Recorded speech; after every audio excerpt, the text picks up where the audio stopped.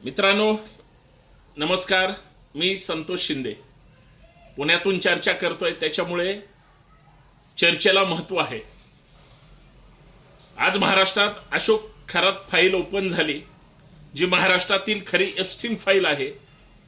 आणि ज्या एप्स्टीन फाईलमध्ये सत्ताधारी पक्षाचे बडे बडे नेते, आमदार, खासदार, त्यांच्या बायका, त्यांचे पदाधिकारी, महिला आयोगाच्या अध्यक्षा हे सगळे लाभार्थी आहेत. मला संशय आहे, सरकार किती जरी एसआयटी किंवा कशाने जरी चौकशी केली, सर्वसामान्य महिलांचं, बायकांचं लैंगिक शोषण झालंय का? हो, झालंय. पण जे त्याच्यात सत्ताधारी पक्षाची लोक इन्व्हॉल्व असतील त्यांना वाचवलं जाण्याची शक्यता आहे, वाचवलं जाऊ शकतं, जर कदाचित महाराष्ट्रातली जनता डोळे बंद करून असेल, दुर्लक्ष करणार असेल, किंवा महाराष्ट्राची जाणीवपूर्वक दिशाभूल केली जात असेल. कारण हे त्याच वेळेस होऊ शकतं ज्यावेळेस महाराष्ट्राची दिशाभूल होईल. कारण ही सगळी माणसं बड्या बड्या नेत्यांशी कनेक्टेड आहेत. जी माणसं पक्ष फोडू शकतात, जी माणसं सत्ता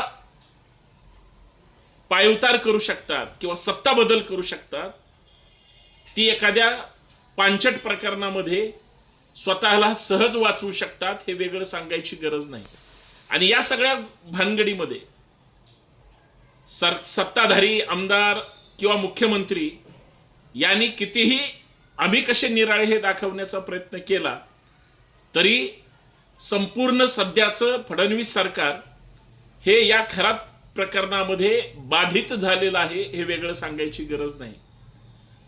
किंवा फक्त एक प्रकरणच नाही, तर नरहरी झिरवाळांच्या माध्यमातून सत्ताधारी लोक लिंगपिसाट सुद्धा आहेत, आणि हे वेगळं आता शब्दातून सुद्धा सांगायची गरज नाही.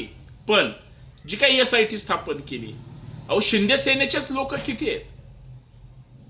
म्हणजे दीपक केसरकरांच्या माध्यमातून किंवा जे फोटो आता समोर येत आहेत, रुपाली चाकणकर असतील, केसरकर असतील, खरात असेल, आणि अजून या मंडळींनी सगळ्या आमदारांची, खासदारांची रीग या खरातकडे लावली. आर्थिक फार मोठी सेटलमेंट असण्याची शक्यता नाकारता येत नाही. एकदा भेटले समजू शकतो, दुसऱ्यांदा भेटले समजू शकतो. इतका विकृत माणूस एकाही बाईला ज्यांनी सोडलं नाही, हा राजकीय पुढाऱ्यांसोबत वारंवार का भेटत असेल, हे ज्यावेळेस आता महाराष्ट्रातल्या लोकांच्या निदर्शनास येऊ लागलेलं आहे, तिथं असा संशय बळावतो. आणि माझं स्पष्ट प्रामाणिक मत आहे की याच्यामध्ये मुंबई असेल, ठाणे असेल, नाशिक असेल, पुणे असेल, किंवा तिकडं नागपूर असेल, लातूर, संभाजीनगर, ह्या महत्वाच्या शहरांमध्ये तिथलं जी काही इकॉनॉमिकल कॅपॅसिटी असणाऱ्या या सगळ्या जमिनी असतील, अहिल्यानगर असेल, तर इथं ह्या लोकांनी फार मोठं आर्थिक गणित यांची जोडलेली असावीत, आणि ज्याच्यातून बक्कळ माया कमवली, आणि त्याच्यातूनच हे सगळा लैंगिक खेळाचा सुद्धा प्रकार समोर येतोय, हे नाकारता येणार नाही.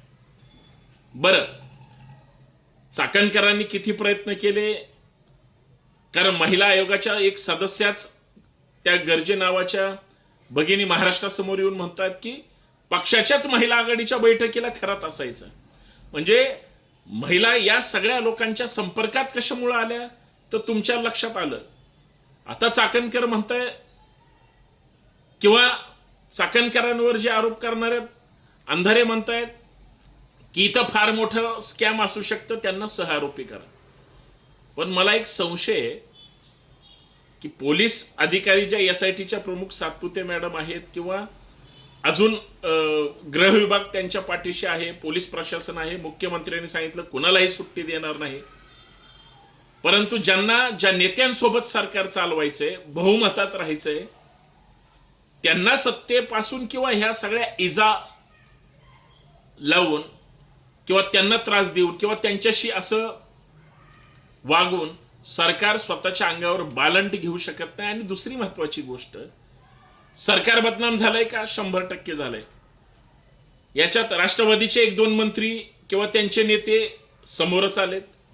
शिंदे सेनेचे केसरकर आलेत, ते नाशिकचे माजी खासदार आलेत, असंख्य अजून नेते आहेत.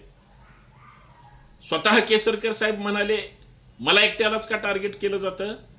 30-40 लोक अजून आहेत. मग मलाच टार्गेट करणार असेल तर मी सगळ्यांची नावं बाहेर काढतो, कारण त्यांच्या जिवारी लागणारा विषय. म्हणजे याचा अर्थ असा आहे की हे प्रकरण महाराष्ट्रातलं साधं नाही.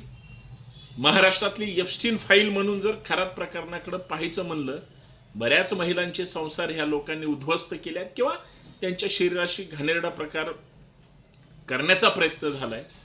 आणि सत्ताधाऱ्यांनी कितीही निपक्षपातीपणे गप्पा मारण्याचं ठरवलं किंवा तसं दिसतंय असं तुम्हाला जर वाटत असेल, तर फक्त या सगळ्यावर अंकुश जागृत नागरिकामुळेच राहणार आहे.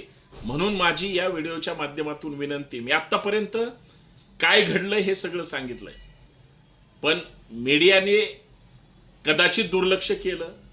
जागृत लोकांनी ज्या या प्रकरणाची वाचा फोडतायत त्यांनी जर दुर्लक्ष केलं, किंवा या प्रकरणामध्ये जे मुख्य धागेदोरे आहेत त्यांना जोपर्यंत एक्सपोज करत नाही तोपर्यंत या प्रकरणापासून कुणीही लांब जाऊ नये. आणि समजा गेलं, आणि खास करून महाराष्ट्रातल्या जनतेने जर दिशाभूल करण्याची किंवा डोळे झाक करण्याची किंवा साहजिक हे प्रकरण संपलं पाहिजे बाबा किंवा काय हे या प्रकरणामध्ये राहील असं तुम्ही ज्या वेळेस म्हणाल त्यावेळेस सगळे पुढारी वाचवले जातील. पण जागृत नेत्यांनी खास करून जे आज या प्रकरणाशी समाज माध्यमांवर असेल, वैयक्तिक पत्रकार परिषदेच्या माध्यमातून असेल, लढाऊ म्हणून या प्रकरणाकडे जे बघतात, महाराष्ट्राची ज्या पद्धतीने गलिच्छ म्हणजे लूट बदनामी ज्या वृत्तीनं केली, त्या वृत्तीचा भांडाफोड जोपर्यंत चांगल्या पद्धतीनं होणार नाही तोपर्यंत या प्रकरणाकडे दुर्लक्ष करू नये असं माझं प्रामाणिक आणि स्पष्ट मत आहे. आणि जर दुर्लक्ष झालं तर सगळे सुटणार आहेत, कारण सत्ताधारी लोक याच्यामध्ये यासाठी सापडलेले आहेत कारण बडे बडे नेते, त्यांचे पैसे, त्यांचं एक्सपोजर किंवा त्यांना जे काही पदावर पाहिजे, मुख्यमंत्री पदावरून फडणवीसांना काढण्यासाठी जर करणी होत असेल, बुवाबाजी केली जात असेल, आणि ज्या मंत्र्याला मुख्यमंत्री व्हायचंय तो सुद्धा वारंवार सतत दादा जे भेटत असतील, हे सगळं किती भयानक आहे हे मला या माध्यमातून सांगायचं. म्हणजे याचा अर्थ असा आहे की या सगळ्या प्रकरणामध्ये, या सगळ्या प्रकरणामागे सगळे सत्ताधारी पक्षाचे, भाजप आहे, शिंदे सेना आहे आणि अजित पवारांची राष्ट्रवादी आहे, या सगळ्यांची मिलीभगत या प्रकरणामध्ये आहे. कारण हे रुपाली चाकणकरांनी सिद्ध केलंय, चंद्रकांत पाटील किंवा अन्य नेत्यांनी सिद्ध केलंय, किंवा केसरकर आणि त्यांच्या वेगळ्या नेत्यांनी सुद्धा सिद्ध केलंय. आणि हे फार भयानक आहे आणि याचा छडा लागला पाहिजे एवढंच माझं प्रामाणिक मत आहे. तुम्हाला काय वाटतं हे नक्कीच कमेंट करून सांगा. लाईक करा, शेअर करा. जय शिवराय.